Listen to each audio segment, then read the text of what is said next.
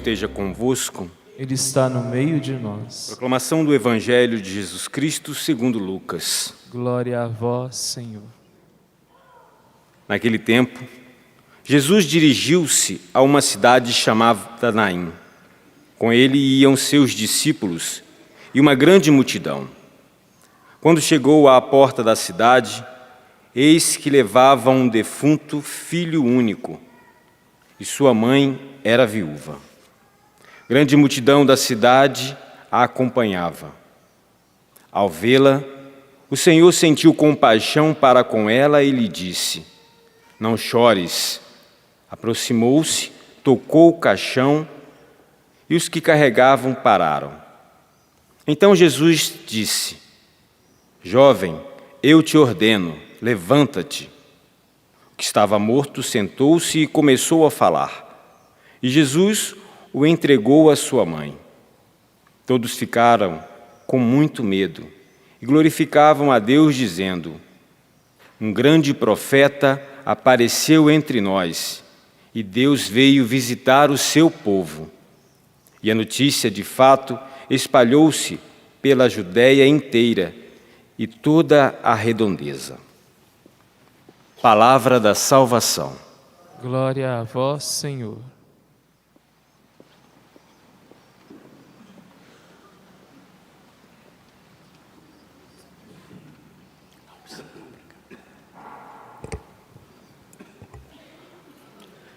Aos meus irmãos que nos acompanham aqui no Santuário da Misericórdia, mas também você que nos acompanha em casa, talvez até ouvindo o rádio dentro de um carro agora, você está participando também dessa missa. Hoje o Salmo está dizendo o seguinte para nós: que nós somos o seu povo e o seu rebanho. O que é que isso significa? Nós somos de Deus. Nós somos criados por Ele. Nós somos redimidos por Jesus Cristo. E por causa disso, nós precisamos ter também uma visão de mundo totalmente diferente daqueles que não acreditam em Deus. Por isso que nesses dias nós estamos nos preparando para o dia de amanhã, que é o dia da exaltação da Santa Cruz. Vocês veem que a cruz foi colocada bem aqui do lado, ficou bem destacada. Para quê? Para que nós olhemos para ela. Quanto tempo faz que você não olha para a cruz?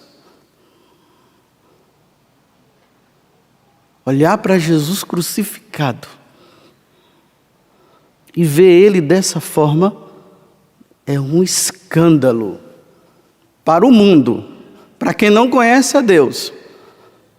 Mas para nós é motivo de alegria por causa da salvação.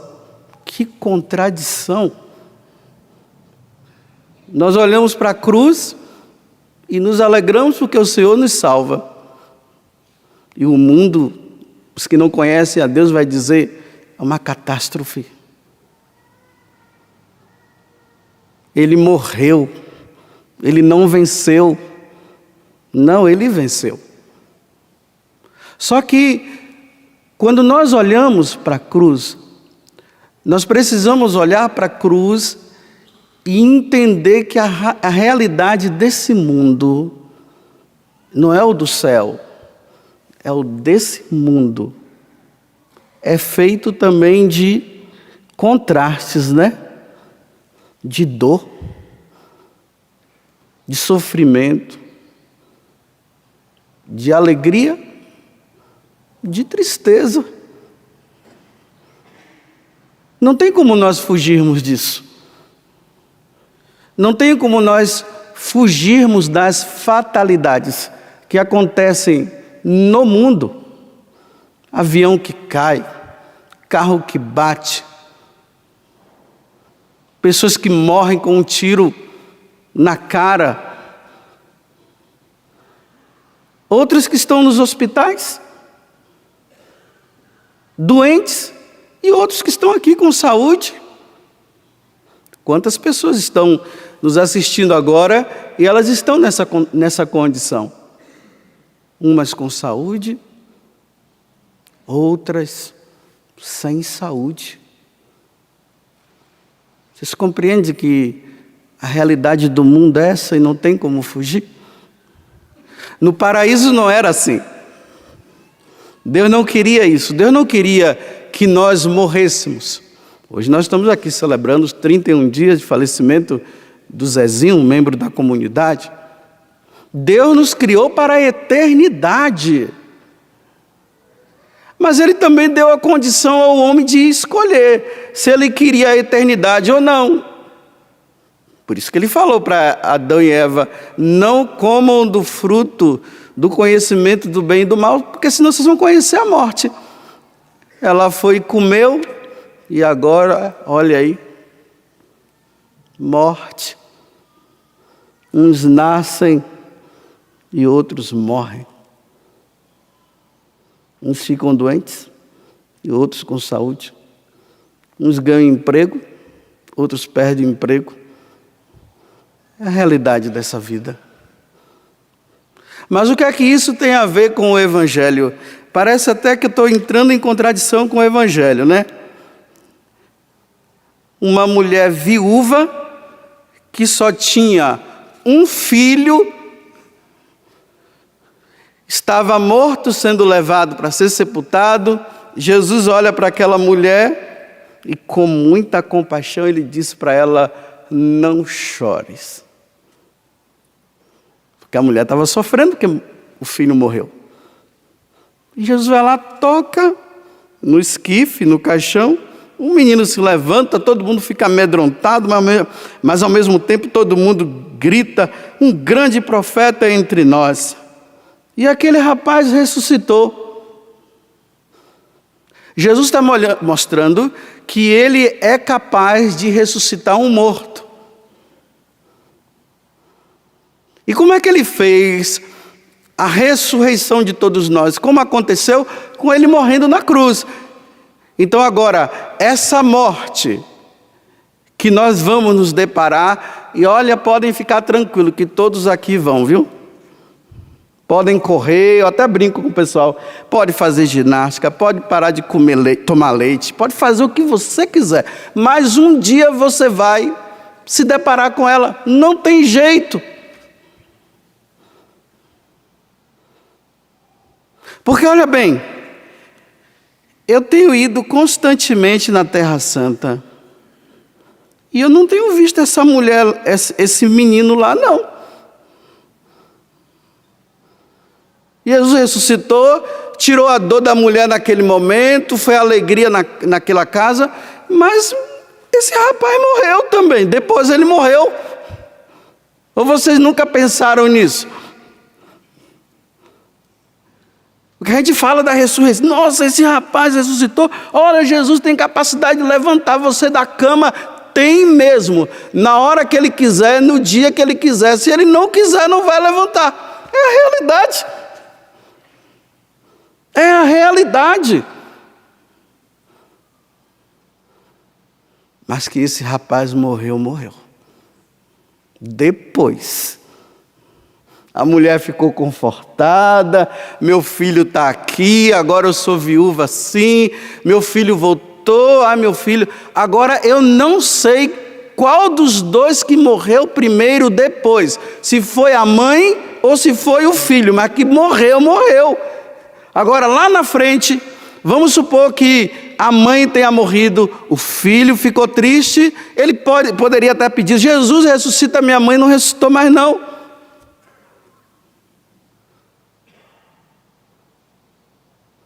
Ou nós encaramos a vida como ela é, ou nós vamos ficar aí se queixando com Deus. O que eu posso dizer para vocês no dia de hoje é que a vontade de Deus é a de Deus, não é a minha. Porque muitas vezes nós falamos que a vontade de Deus seja feita, mas nós estamos dizendo que a vontade de Deus seja feita, mas é a minha que deve ser feita, na dele. Mas não é. assim, é a vontade de Deus que tem que ser feita nessa realidade ou naquela realidade. Às vezes é para morrer, ou às vezes é para não morrer. Às vezes é para ser curado, outras vezes é para não ser curado. Às vezes pode ser que seja para arrumar um emprego, pode ser que não seja para arrumar um emprego. Essa é a vontade de Deus. Porque Jesus, quando ele estava lá, no Monte das Oliveiras, que ele estava se aproximando do momento da morte dele, ele ficou com medo e ele começou a suar sangue. E aí ele olha para o Pai e diz para o Pai: afasta de mim este cálice. Mas depois ele diz: mas que a tua vontade seja feita. E mataram ele. E ele foi morto. E é isso que nós vamos comemorar amanhã, a exaltação da Santa Cruz. Esse corpo foi elevado na cruz e salvou todo mundo. Ele morreu na cruz para vencer a morte e vencer o pecado. Essas foram as duas coisas que Jesus realizou no sacrifício da cruz. Venceu a morte e venceu o pecado. Agora vivamos na graça e vivamos na santidade, para quando nós nos depararmos com a morte, eu não sei como é que eu vou morrer, nem você sabe como é que você vai morrer, que você esteja preparado para ir para o céu. Agora o que não dá é você se deparar, e eu também, com a morte, e não estar preparado, não estar numa vida de santidade, vivendo uma vida de qualquer jeito. Aí sim é motivo para chorar e arrancar todos os cabelos que quem tiver.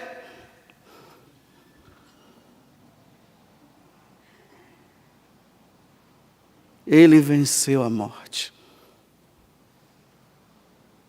Toda terça-feira e toda sexta-feira nós contemplamos os mistérios dolorosos. Para quê? Para nós vermos que a vida também é feita de dor e sofrimento. Mas que diante da dor e do sofrimento, ele venceu. E que ao encarar a dor e o sofrimento, porque o cristão não é aquele que diante da dor arrefece, busca força em Deus para caminhar para frente. Vocês estão me entendendo? Não sei, não, só 3 ou 4 que balançou a cabeça. Só que se a gente não entende agora, nós vamos entender com o tempo. A vida vai nos levando ao entendimento de tudo que eu estou falando aqui. Todo dia eu tenho que contemplar a cruz de Cristo e dizer: se o Pai não te poupou, imagina eu. Se o Pai não o poupou, imagina eu. Estou propício a pegar um câncer. Estou propício a morrer numa fatalidade, de acontecer alguma fatalidade comigo. Estou propício a ser desprezado, a ser colocado de lado, porque quando eu olho a cruz, vejo que ele também passou por tudo isso, e quem sou eu para não passar também? E agora eu digo: quem é você para não passar? Você tem disposição de se entregar na vontade de Deus e continuar a caminhada? Bem, vou terminar, que a hora já estava quase avançada, contando um pequeno fato. Um garotinho, um rapazinho de 12 anos, foi matriculado numa escola. E ele tinha uma cicatriz no rosto, que deixava o rosto dele numa situação tão deprimente que as pessoas ficavam com medo e não queriam nem olhar para o rapaz. E esse foi o tormento dele ao entrar naquela escola. Quando ele entrava na sala de aula, os colegas dele faziam gozação, abaixavam a cabeça, não queriam olhá-lo. Aí a professora, diante dessa situação, encontrou uma solução, né? A primeira que ela pensou foi: temos que tirar esse menino dessa escola, porque não dá para ele estudar aqui. Mas como não podiam fazer isso, a segunda solução foi: vamos colocar ele bem na frente, como essa menina está sentada aqui, essas duas, bem na frente. Porque assim, ele entra antes de todo mundo entrar, e ele sai depois que todo mundo sai. Aí ninguém vê, ele fica sentado na frente. Aí o rapazinho chegou e falou para a professora: professora, eu quero falar para os meus colegas o porquê dessa cicatriz no meu rosto. Aí ele começou a contar a história. Quando eu tinha lá meus 7 anos, minha mãe e meu pai, eu tinha 3 irmãos, e nós somos de uma família muito pobre. Mas minha mãe e meu pai nos amávamos muito. Só que um dia aconteceu uma fatalidade na nossa casa. A nossa casa pegou fogo. E na hora que pegou fogo, minha mãe me pegou meu outro irmão e saiu correndo para fora. E na hora que ela foi para pegar minha irmãzinha, que era a menor de todas, aí o pessoal disse: não, você não pode ir.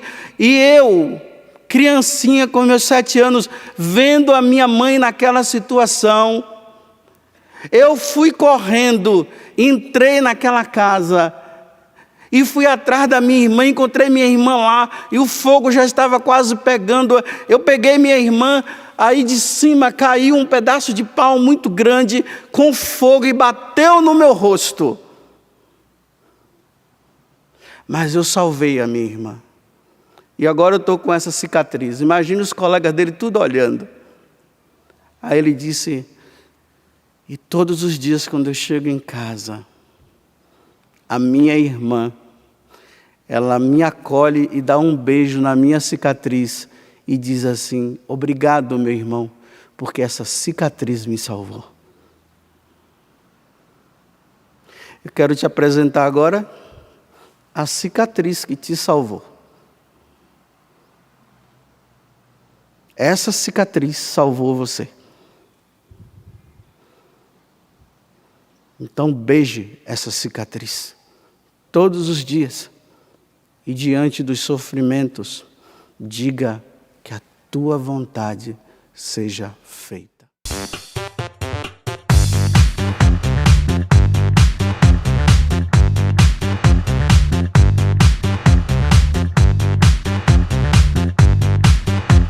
CançãoNovaPlay.com. Assine já!